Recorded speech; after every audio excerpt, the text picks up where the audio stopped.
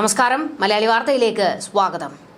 AC റൂമിൽ കയറി അടയിരിക്കാതെ വിജയൻ പുറത്തേക്കിറങ്ങണം, ജനങ്ങൾക്കിടയിലേക്കിറങ്ങി പ്രവർത്തിക്കണം. പാർട്ടി സെക്രട്ടറി MV ഗോവിന്ദനോടും കൂടിയാണ് പറയുന്നത്. നേതാക്കന്മാർ എല്ലാവരും കുറച്ച് വെയിൽ കൊള്ളാൻ ഒന്ന് പുറത്തേക്കിറങ്ങി കാണിക്കും. സുഖശീതളിമയിൽ AC-യിൽ കയറി ഇരുന്നതുകൊണ്ടാണ് ഇപ്പോൾ 8 നിലയിൽ പൊട്ടി അട്ടത്ത് കയറി ഇരിക്കേണ്ടി വന്നിരിക്കുന്നത്. CPM-ന് നേരെ ചൂണ്ടുവിരൽ ഉയരുന്നു.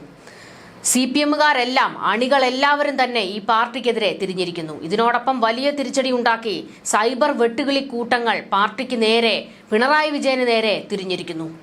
പോരാളി ഷാജി ഉൾപ്പെടെ പല സൈബർ ഗ്രൂപ്പുകളിലും ഈ തോൽവിയുടെ കാരണക്കാർ പിണറായി വിജയനും MV ഗോവിന്ദനുമാണെന്ന് വിധി എഴുതിയിരിക്കുകയാണ്. പോരാളി ഷാജിയുടെ പേജിൽ ഒരു കുറിപ്പ് കഴിഞ്ഞ ദിവസം പ്രത്യക്ഷപ്പെട്ടു. ഈ കുറിപ്പിന് താഴെ പല CPM-കാരും വന്ന് ഷാജിയെ പിന്തുണയ്ക്കുന്ന തരത്തിലായിരുന്നു കമന്റുകൾ രേഖപ്പെടുത്തിയത്.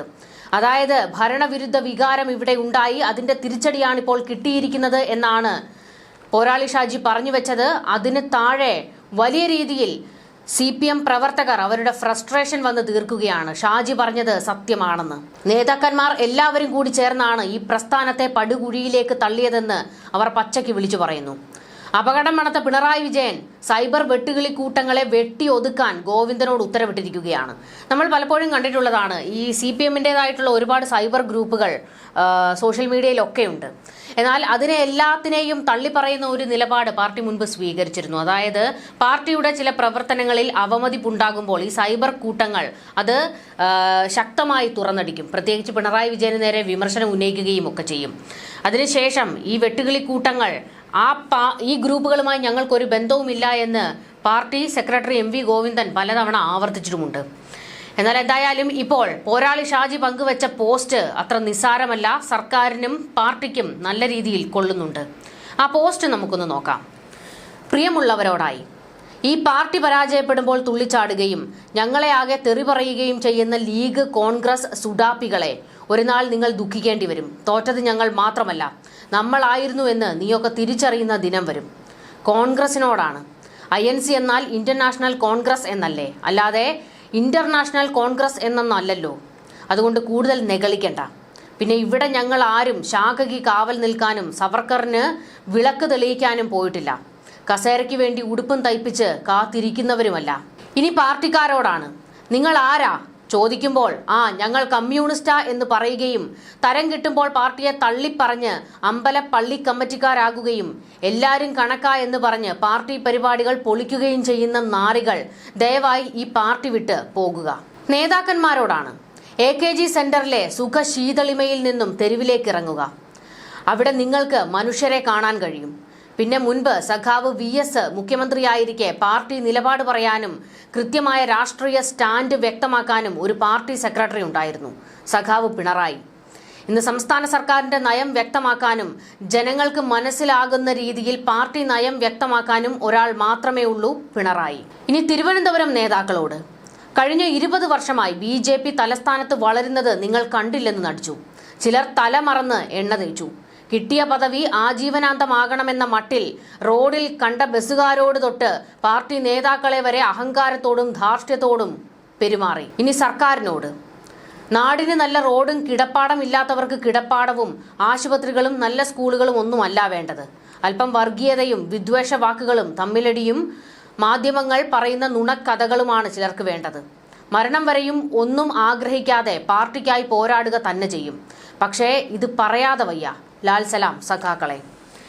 ഇതായിരുന്നു പോരാളി ഷാജി പങ്കുവച്ച പോസ്റ്റ്. അതായത് സഖാക്കൾക്ക് എല്ലാവർക്കും കൂടിയുള്ള മറുപടിയും എല്ലാം കൂടി ചേർത്താണ് പോരാളി ഷാജി കൊടുത്തിരിക്കുന്നത്. ഷാജി പങ്കുവച്ച ഈ പോസ്റ്റിന് താഴെ ഈ പാർട്ടിയെയും ഷാജിയെയും ചിലത് ഓർമ്മിപ്പിച്ചുകൊണ്ട് ചില കമന്റുകളുണ്ട്. ആ കമന്റുകൾ കൂടി നമുക്കൊന്ന് നോക്കാം. അതായത് ഇന്ന് ഈ പാർട്ടി പടുകുഴിയിലേക്ക് വീണതിൽ കാരണക്കാർ നേതാക്കന്മാർ തന്നെയാണ് എന്ന് അവർ പറയുന്നു. വെള്ളാപ്പള്ളി വിഷനാവിനെതിരെ കേസെടുക്കാൻ സാധിക്കാത്തത് നിങ്ങൾക്ക് പരാജയമുണ്ടാക്കി. നിങ്ങൾ വർഗീയതയ്ക്ക് കൂട്ടുപിടിക്കില്ല എന്നാണല്ലോ പറയുന്നത്. എന്നിട്ട് നാഴികയ്ക്ക് 40 വട്ടം വർഗീയത പറയുന്ന വെള്ളാപ്പള്ളിയെ നിങ്ങൾ ചേർത്ത് നിർത്തി. അവിടെ നിങ്ങൾക്ക് അടിപതറി. 2, മുഖ്യമന്ത്രിയുടെ വാഹനത്തിൽ നടേശനെ ആനയിച്ചുകൊണ്ടങ്ങിറക്കിയത്. ഈഴവരുടെ മുഴുവൻ വോട്ടും കിട്ടും എന്നായിരുന്നല്ലോ കരുതിയത്. പക്ഷേ ആ വോട്ടുകൾ മുഴുവൻ പോകുകയാണ് ചെയ്തത്. 3, തൃശൂർ പൂരം കലക്കിയ ഉദ്യോഗസ്ഥ ലോബിക്കെതിരെ നടപടിയെടുക്കാത്തത്. 4. സുരേഷ് ഗോപി ആംബുലൻസ് ദുരുപയോഗം ചെയ്തതിന് കേസെടുക്കാത്തത്. 5. കോഴിക്കോട് ഫ്രഷ് കട്ട് തുടങ്ങി ജനകീയ സമരത്തെ തീവ്രവാദി ബന്ധം ആരോപിച്ചത്. 6. കോഴിക്കോട് തീരദേശ ജനങ്ങളെ വിവരമില്ലാത്തവർ എന്ന് ആക്ഷേപിച്ച് പറഞ്ഞ മേയർ സംഗിണി ബീനയ്ക്കെതിരെ നടപടിയെടുക്കാത്തത്. 7. തൃശൂർ CPM വോട്ട് ചോർച്ചയ്ക്കെതിരെ തൃശൂർ മേയർക്കെതിരെ നടപടി സ്വീകരിച്ചില്ല. 8.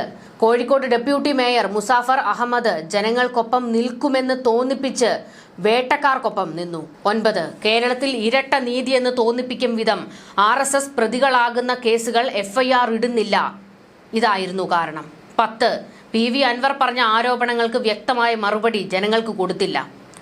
ഏറ്റവും പ്രധാനപ്പെട്ടത് ശബരിമല വിവാദം, അത് നിങ്ങൾ തന്നെ ഉണ്ടാക്കി വെച്ചതാണ്. 12. അശാസ്ത്രീയമായ വാർഡ് വിഭജനം. ഇങ്ങനെ പല കാര്യങ്ങൾ ഓരോരുത്തരായി വന്ന് പറയുന്നുണ്ട്. എന്റെ ഷാജി, നീ തന്നെയാണോ ഇതൊക്കെ പറയുന്നത്? എങ്ങനെ പറ്റി നിനക്ക് പാർട്ടി അടിമത്തത്തിൽ നിന്നും മാറി പാർട്ടിയുടെ തെറ്റ് ചൂണ്ടിക്കാണിക്കാൻ? നീ ഈ പോസ്റ്റ് പിൻവലിക്കുമോ ഇല്ലയോ? എടാ, ഇങ്ങനെ പാർട്ടിയുടെ തെറ്റുകൾ നേരത്തെ മുതൽ ചൂണ്ടിക്കാണിച്ചിരുന്നുവെങ്കിൽ, പാർട്ടി ചെയ്യുന്ന തെറ്റുകൾ, പാർട്ടി സഖാക്കൾ നേതാക്കന്മാർ ചെയ്യുന്ന തെറ്റുകൾ തെറ്റാണെന്ന് മനസ്സിലാക്കിപ്പിക്കാൻ നിങ്ങൾക്ക് കഴിഞ്ഞിരുന്നുവെങ്കിൽ ഇവിടം വരെ ഈ പാർട്ടി അധപതിക്കില്ലായിരുന്നു.